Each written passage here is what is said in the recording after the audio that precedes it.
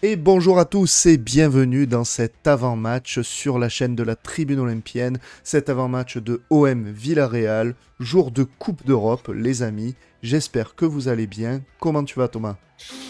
Eh ben écoute, ça va. On a hâte de revoir Marcelinho, Ouais, le grand retour du petit Marcel au petit Vélodrome. Marcel qui va être là. Aïe, aïe, Donc aïe, voilà, on aïe. a, on a hâte de le retrouver. On va en Ça va être reparler, sympa. évidemment, les amis. Dans cette vidéo, on va revenir sur les groupes. On va donner le 11 probable de l'Olympique de Marseille. On va donner notre 11 aussi. On Ouais. va se poser quelques questions, comme d'habitude, autour de ce match. On va préparer ce match ensemble. Et ensuite, on terminera par un petit pronostic, comme à notre habitude. Allez, petite transition. Et c'est parti pour cet avant-match.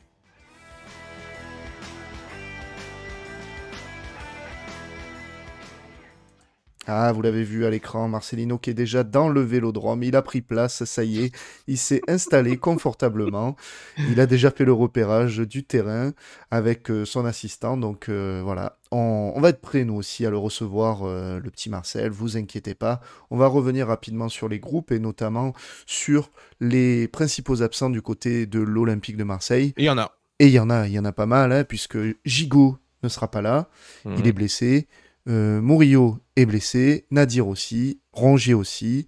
On a ensuite les non-inscrits hein, qui sont au nombre de 3. On a Ulysse Garcia, on a Pape Gay, on a Jean Onana. Et on a en plus des joueurs suspendus au prochain avertissement, Gigot et Klos. Par contre, on a le retour de Jordan Verretou, ce qui est très très important pour l'Olympique de Marseille, hein, Thomas. Ouais, Verretou, il a annoncé en tout cas comme étant dans le groupe. Donc ça va être évidemment très important parce que c'est soit lui, soit Unai. Sans doute en tout cas. Alors le suspendu au prochain match, il n'y a que Klose qui est concerné parce que Gigot est blessé. Donc du Oui, coup, il sera pas, forcément. il sera pas embêté par ça. Mais ça serait embêtant que Klose prenne un petit carton. Hein, ça serait peut-être quand même assez embêtant. Ça redemandera encore de nouveau à changer le système tactique. Donc on va voir. Mais oui, bon, on a pas mal d'absents. C'est clair. Comme ça, dit comme ça, on en a 7-8, ce qui est quand même assez énorme. Ça nous permet malgré tout d'avoir un 11, je pense, quand même compétitif. Et puis avec 2-3 solutions sur le banc. Donc, bon, c'est pas hyper large. Hein, on n'a pas une rotation non plus folle, mais on a quand même, je pense, de quoi faire pour le match de ce soir. Ouais, ouais, ouais, clairement. Et puis on a des absents aussi, hein, côté Villarreal, même s'ils ont quand même une équipe très compétitive, on va y revenir dessus un petit peu après. On a notamment, alors on a Albiol, on a Foyce en défense, on a aussi des suspendus au prochain avertissement, et notamment bah, tout leur côté gauche en quelque sorte, Ouais. puisqu'on a Moreno, Baena et Et Sorloth. Sorloth Ouais. qui peuvent être suspendus en cas d'avertissement. Donc c'est Donc intéressant aussi. Ismail Assar, il va falloir les provoquer, les mecs. Hein, il va falloir y aller. Non, mais c'est des informations intéressantes. C'est voilà, ils ont aussi des suspendus potentiels au prochain match. Donc voilà. Après, bon, je sais pas si tu montres là la composition de l'équipe.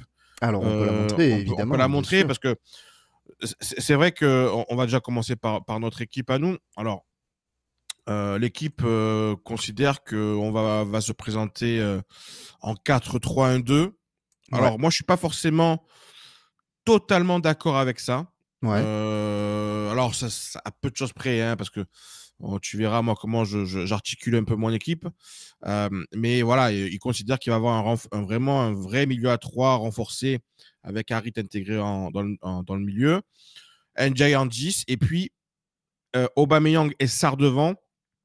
Moi, c'est là où j'ai une petite interrogation par rapport à ça. Je pense que dans l'animation, ça sera bien différent quand même. Ça sera différent, et moi, j'ai fait un 11 qui, justement, je pense, ressemblera un peu plus à l'animation qu'on aura. En face, ce qui est intéressant, c'est que donc, il pense que Marcelo va mettre en place un duo d'attaque Guedes-Moreno. Ouais, Ça voudrait dire que Sorloth, qui sort quand même d'un match où il a, je crois, marqué un doublé, ou en tout cas, il a marqué, serait sur le banc. Pourquoi pas? Il considérait aussi que Parejo, qui est quand même la plaque tournante de cette équipe, serait sur le banc. Là aussi, ça m'interroge un petit peu parce que même s'il revient une blessure, c'est quand même un joueur qui, pour moi, change le visage de cette équipe. Sorloth, effectivement, triplé même, hein. Triplé, voilà. Triplé Ouais, ouais. lors du match précédent, hein. Donc, je serais étonné de le voir sur le banc, très honnêtement. Voilà, ils ont une belle équipe, hein, parce que bon, alors après, au milieu de terrain, alors Coquelin, on connaît, hein, c'est Ouais. un joueur, c'est un travailleur, tu vois. Komesana aussi, c'est pas mal. On a un revenant, Eric Bailly, Ouais. potentiellement. Ça me fait peur, hein. Ça fait peur. Enfin, ça fait peur. On sait que sur le papier, s'il est en forme, il est S'il est en bon, hein. forme, c'est un très bon Ah, défenseur, c'est un Eric très bon Bailly. défenseur. Donc, à nous de lui mettre la pression et de le faire péter en l'air, hein, comme on dit. Voilà. Non, mais voilà, ils ont une belle équipe en face, hein. Ouais. Voilà, on suffit de le voir, hein. C'est pas mal, c'est technique. Le Ce qui est d'ailleurs 4-4-2 habituel le de 4-4-2 de Marcelino, Marcelino. voilà, on le retrouve, il est là. Bon, ben, ouais, écoute, on va voir, hein. À nous de montrer que ce 4-4-2 est dépassé. Ouais, complètement. Voilà. On va s'attarder sur le 11 de l'Olympique de Marseille aussi, et celui que tu proposes, du coup, je l'affiche à l'écran. Oui, oui, oui. Alors, celui Alors, 4-2-3-1. voilà, c'est vrai que moi, je pars plus sur ça. Donc, en fait, au niveau des joueurs, on reste sur la même chose, hein. C'est-à-dire qu'on a toujours un choix qui est limité, hein. Je pense pas que Mumbagna sera titularisé. Je pense pas qu'Unai sera titularisé et je pense pas que Meïté sera titularisé. Voilà. D'accord. Donc, on va être sur le 11 que propose l'équipe. Par contre, moi, je le mets différemment. C'est-à-dire que je fais voilà, vraiment un 4-2-3-1, on va dire, dans l'animation, avec vraiment Verretou, Kondogbia au milieu de terrain pour travailler. Harit, qui sera quand même dans le milieu de terrain, mais un peu plus axial, à mon avis. Ouais, Et puis, Aubameyang côté gauche, Sarr côté droit et Ndiaye toujours dans ce rôle de faux neuf. Pas véritablement en neuf pointe pur et dur, hein, bien mais sûr, ouais. plus dans un rôle Un de peu. faux neuf, Ouais, ouais, comme on a avec, vu lors du match avec précédent. Aubameyang qui va faire des appels dans la profondeur, qui va repiquer dans l'axe. Et Ismaïla Sarr, lui, par contre, qui va rester bien sur son côté et qui va essayer de combiner avec Klos. Mais là, quand je vois le 11 que tu nous proposes et quand je regarde un petit peu la liste des absents, est-ce qu'au final, on n'est pas sur le 11 type là, de l'Olympique de Marseille, avec notamment le retour de Kondogbia et Verretou? Ben écoute, Ça y ressemble, hein? ça pourrait y ressembler. C'est vrai qu'on avait fait un débat, notamment par rapport à Gigot. Est-ce qu'il doit être considéré comme le titulaire indiscutable? Bah, écoute, dans une défense à 4, non, je Eh pense ouais? pas. Après, c'est vrai que pour moi, le schéma type, c'est le 3-5-2. Ouais, Donc, dans le 3-5-2, j'enlèverais peut-être Ismail Assar pour intégrer un défenseur central. Voilà. d'accord. Là, j'ai mis quand même le 11 que je pense que va faire Jean-Luc Gasset. Maintenant, si c'était mon 11 à moi perso, peut-être que je resterai plus sur un 3-5-2, c'est-à-dire que j'enlèverai Ismail Assar, malgré le fait qu'il a fait là de vrais bons matchs, et je mettrai Bamo Meïté. D'accord. Et je ferai une défense à 3, Balerdi, Bamo Meïté, Mbemba, avec Merlin et Klose vraiment en tant que piston. Ok. Mais j'ai voulu quand même rester dans une certaine logique, et je pense que Jean-Luc Gasset va rester sur cette défense à 4 qui, finalement, a bien marché contre Clermont. Ouais. Après, c'est vrai qu'on a eu le débat aussi entre nous, et notamment aussi avec Guillaume la dernière fois, en se disant, est-ce que la défense à 4, il va l'intégrer Tout à fait. contre une grosse équipe? Ouais. On aura la réponse ce soir. On va vraiment voir si il carte sa défense à 4 ou si justement en Coupe d'Europe, il va rebasculer dans le 3-5-2. C'est un risque, hein, parce que clairement, la défense à 4, ça veut dire que tu t'exposes aussi à des contres de tes adversaires. Et quand on sait que Marcelino joue le contre avec son équipe, Bien sûr. moi, c'est quelque chose d'assez risqué, je trouve. Donc attention, il faudra vraiment que, d'ailleurs, Kondogbia et Verretou jouent un énorme match, notamment sur ces phases de repli défensif assez rapides. Balerdi et Mbemba, malheureusement, je pense pas qu'ils auront l'espace pour beaucoup trop monter et se découvrir. Et nos latéraux vont devoir vraiment sortir un énorme match, quoi, là, Ouais. pour ce coup. Oui, non, mais ça va être un vrai test, hein. Ouais. Là, ça va être un vrai test pour Jean-Louis Gasset, pour sa tactique, pour un petit peu ce qu'on voit depuis maintenant quelques matchs, c'est-à-dire un renouveau de l'équipe. Bon, le test, il est ce soir, hein. On va voir si on arrive à surfer sur cette dynamique-là, ou si justement le niveau global va nous rattraper. Bon, Kondogbia a joué qu'une demi-heure contre Clermont, Verretou a été mis au frais. Bon, on a un milieu de terrain, parce que c'est vrai qu'on a tendance toujours à penser que là où ça va se jouer vraiment, c'est au milieu de terrain. En face, hein, Coquelin, c'est costaud, hein. Oui. Coquelin, ça Ouais. va être un gars, il va ratisser des ballons, hein. Ah oui, oui. Donc, voilà. C'est vrai que on pourrait penser quand même au 3-5-2 quand on y repense, parce que devant, ils jouent en 4-4-2. Donc, ils ont vraiment deux attaquants. voilà, ça va être compliqué. Ça va être compliqué, mais il y a une vraie incertitude, je pense, de notre côté, et c'est quand même un avantage à la limite de se dire que je pense que Marcelino, il ne sait pas du tout comment va être articulé l'OM. Ouais. Je Nous, pense nous qu'il. c'est vrai qu'autant on sait très bien comment eux vont jouer. Ça va être le Voilà. 4-4-2, ça va être en contre. Et effectivement, il y a une incertitude pour la disposition de l'Olympique de Marseille. Nous, franchement, autant nous, supporters, qu'en face, je pense qu'on n'en sait rien encore. Gassi, il a évidemment son idée. Voilà, mais j'aime bien en tout cas le 11 que je propose parce que derrière, tu as quand même des solutions sur le banc. Tu as un Mumbagna qui peut vraiment faire des différences. Unai aussi peut rentrer, il peut faire des différences, notamment face à une formation espagnole. Un Unai contre une formation espagnole, ça peut être plus intéressant, tu vois. C'est moins physique en face. Ouais. Bon, voilà, il y a deux, trois solutions possibles. Clairement, clairement. On a parlé du terrain, maintenant on va parler un petit peu du hors-terrain en quelque sorte, avec, on l'évoquait en tout début de vidéo, le contexte de ce match et notamment le retour de Marcelino. Alors comment gérer ce contexte pour ce match aller et cette rencontre qui s'annonce évidemment bouillante en fait avec tous ces éléments au Vélodrome. Comment tu penses qu'il faut gérer ce contexte? C'est pas évident. C'est Mais pas ouais. évident. Je pense que l'erreur serait justement de trop se focaliser sur le retour de Marcelinho. Mhm. Il y a un match à jouer. Alors, qu'il y ait une pression qui soit mise par les supporters, ça évidemment. Après, est-ce que vraiment Marcelinho il va être impacté par l'accueil qu'il va recevoir ici? Tu sais, même sur ça, j'ai un doute. Je suis pas Ouais. sûr qu'il va se décomposer, le gars, tu vois, ou qu'il va perdre ses moyens. Euh, Moi, ce qui m'a intéressé, c'est que finalement, au moment du tirage au sort, j'ai senti véritablement l'Olympique de Marseille, et notamment chez Pablo Longoria, une vraie impatience de se dire Oui, ça rajoute tiens, de l'électricité quoi, ce ouais, match. ouais, ça rajoute, on a envie de les jouer. Amina Harit aussi en a parlé en conférence de presse. Il a Ouais. dit voilà, euh, on sait ce qui s'est passé, voilà, on a envie de le jouer, on a envie de peut-être de lui montrer certaines choses.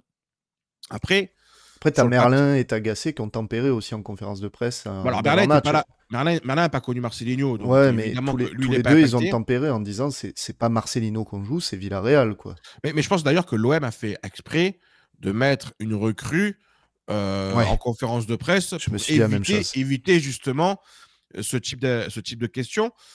Mais après, il faut se dire aussi une chose, c'est-à-dire que toutes les recrues qui sont arrivées cet été, les Kondogbia, les Ndiaye, les Aubameyang, les Sarr, ce sont des recrues qui ont été validées par Marcelinho. Donc, Tout à fait.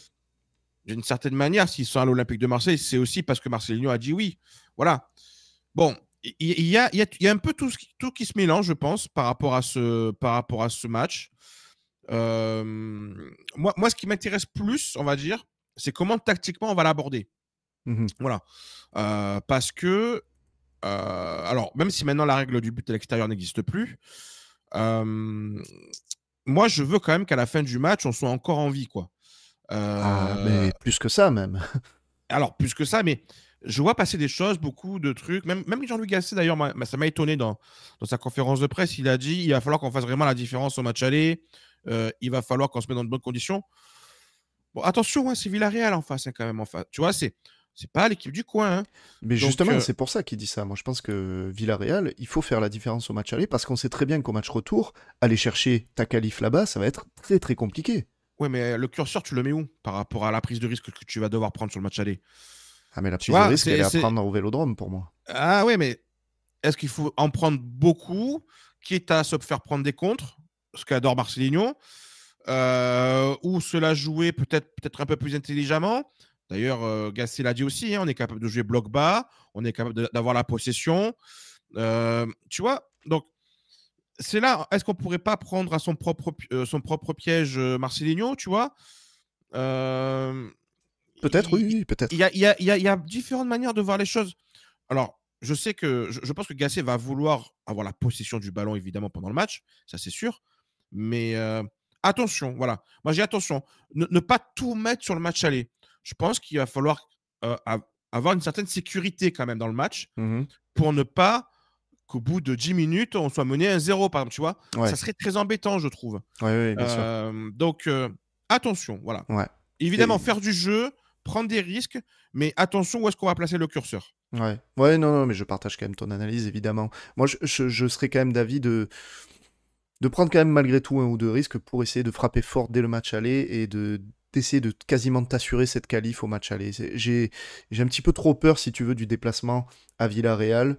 C'est dur, Et ça, quand même, hein. Ouais, mais quand on se dit que l'OM, depuis le début de la saison, à l'extérieur, on est l'équipe On la est plus nul, oui. mauvaise du championnat, voilà, ça me rassure pas pour aller chercher une qualif là-bas, si tu veux. En Europa League, on a été un peu moins nul. On a été un peu moins nul, effectivement, parce que On les a, matchs on est- sont on- beaucoup plus ouverts, effectivement, c'est pas la Ligue 1, on sait très bien que c'est largement différent comme contexte tactique en tout cas. on allait gagner à Athènes. Alors, même si Athènes, on peut relativiser le Ouais, niveau de cette ouais, on équipe. aurait pu l'emporter aussi à l'Ajax, à Brighton c'était ouvert aussi, donc c'est vrai, il y a des matchs beaucoup plus ouverts, et je pense que Même au même... Shakhtar, même Shakhtar, Ouais, bien on sûr, on a fait failli match gagner, nul. on a On failli fait match gagner. nul sur une erreur de Klose. Bon, à l'extérieur, je suis moins embêté, on va dire, en Ligue Europa, sur notre bilan à l'extérieur, qui est finalement plutôt honorable. Voilà. Et même notre manière de fonctionner à l'extérieur, ça m'a jamais trop déplu, sauf peut-être Brighton, où vraiment on était passé à côté, j'ai trouvé. Ouais. Après, voilà, pour terminer aussi peut-être sur le contexte autour de ce match, moi, c'est vrai que, honnêtement, j'espère de tout cœur, et s'il y en a qui vont au stade et qui écoutent cette vidéo, je les appelle vraiment à ne pas tomber dans le piège de cette Ah, provocation. Et l'UEFA nous a clairement dans le collimateur, on le sait très bien, et on l'a vu avec les sanctions qui ont été prises à l'encontre de l'Olympique de Marseille récemment. Il faut absolument pas tomber dans cette provoque à deux balles et voilà, se concentrer sur le match. Marcelino, on peut le siffler, il n'y a pas de souci, mais voilà, que l'on ne voit plus le fumigène qui tombe sur la pelouse comme face au Shakhtar, ça c'était honteux, qui venait de voilà, fumigène qui venait de la tribune Gannet, que l'on voit pas ce genre de bêtises, parce que voilà, l'UEFA ne nous loupera pas à la moindre dérive, on sera dedans. Donc faudra vraiment mais faire très attention à ce niveau-là. Et voilà, rester focus sur le match, quoi. j'ai appelé de mes voeux à ce que ça se passe bien en dehors du terrain. C'est pas pour rien, voilà. J'espère vraiment que ça va bien se passer et que on va pas revivre certaines choses. Voilà. Non, mais c'est un élément à prendre en compte. Moi, Complètement. ce match aller au Vélodrome comme ça me fait peur par rapport à ça. Vraiment. Après, alors, juste une petite initiative que Mais je quand même. pense que ça se passera bien, quand même. Ouais, non, mais faut espérer. Après, il y a une initiative qu'il faut souligner qui est quand même bien. Ouais. C'est c'est Les minots. les minots qui ont été invités en virage nord, du coup. Je crois qu'il y en a 5000, il me Ouais, semble. ouais, c'est bien ça. Ça avait été fait il y a 2 ou 3 ans, je crois déjà. 2021, ouais, c'est ça. Voilà, c'est ça. C'est bien. C'est Ouais, bien, c'est top, c'est ça top. évite d'avoir un virage complètement vide. Ouais. C'est bien que l'UEFA accepte ça aussi. Et Ça montre quand même une certaine souplesse aussi de l'UEFA par rapport à ses sanctions, contrairement à la Ligue qui d'ailleurs, sanctionne et termine. Jean-Louis Gasset a eu un discours en conférence de presse qui a dû plaire à beaucoup de supporters en disant c'est quand même incroyable de suspendre tout un virage pour 2-3 pétards et des fumigènes. Voilà. Voilà. Je trouve qu'il est très très bon, Jean-Louis, Ouais, il dans maîtrise sa bien la com depuis qu'il est communication. arrivé. Dans sa communication depuis qu'il est arrivé, il est très très très bon. Ouais. Je te propose de terminer notre vidéo avec un petit pronostic, comme à notre Allez, habitude. Allez, allons-y. les pronos de Thomas, c'est parti.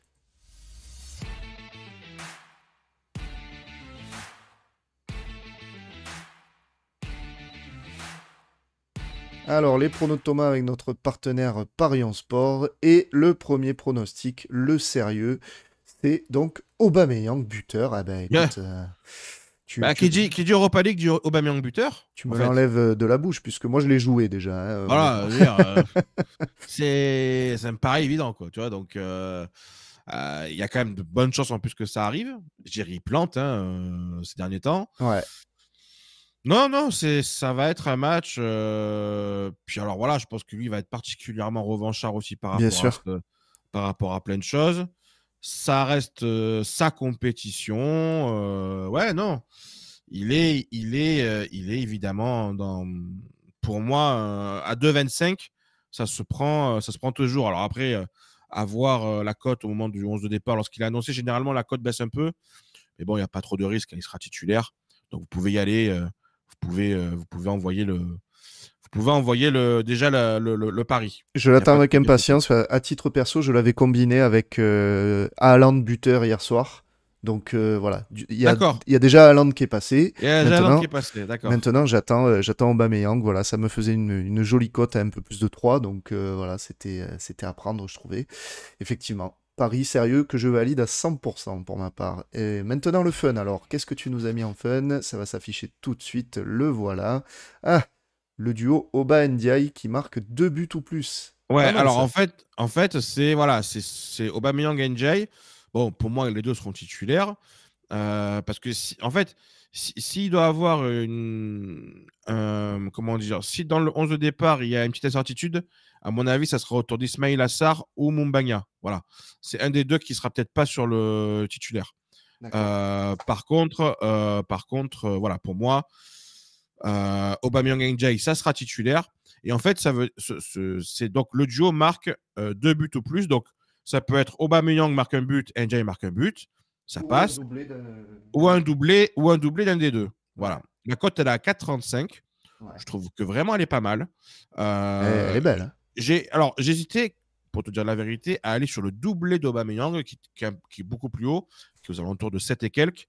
Mais j'ai voulu assurer un peu plus le coup en me disant qu'Ndiaye, il marque, il est en forme en ce moment, il est vraiment utilisé à son poste.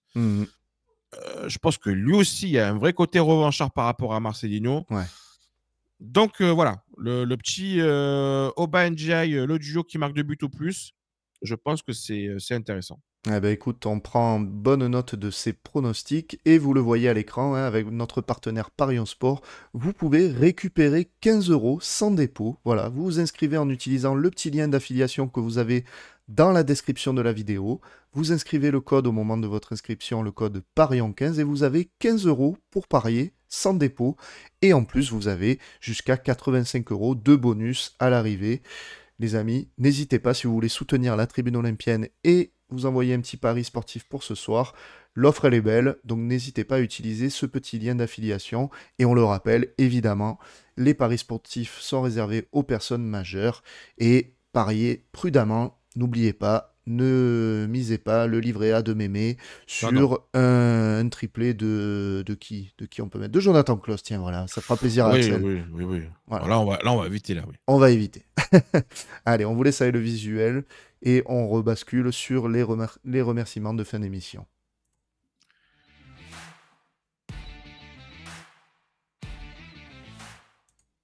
Alors merci d'avoir suivi cette vidéo d'avant-match, les amis. On espère évidemment la victoire de l'Olympique de Marseille ce soir, avec une victoire convaincante, hein, puisque là ce sera un énorme test, hein, ce soir, on va pas se mentir. Et puis écoutez, on espère aussi la validation des paris sportifs de Thomas. Ouais. Le petit doublé d'Aubameyang qui passerait bien. C'est ça, voilà, le petit doublé d'Aubameyang, comme ça tout le monde sera content. Voilà. N'oubliez pas le petit like en dessous de la vidéo. N'hésitez pas à commenter encore une fois. Abonnez-vous à la chaîne de la Tribune Olympienne. On arrive quasiment aux 6000 abonnés. Ça fera plaisir. Et écoutez, c'est ça. Passez tous une très belle journée. Merci encore Thomas. Merci à toi. Bon match à tout le monde. Et puis on se dit à demain soir pour le débrief. Et à demain pour le débrief. Exactement. Allez, ciao ciao l'équipe. Bonne journée à tous. Ciao tout le monde.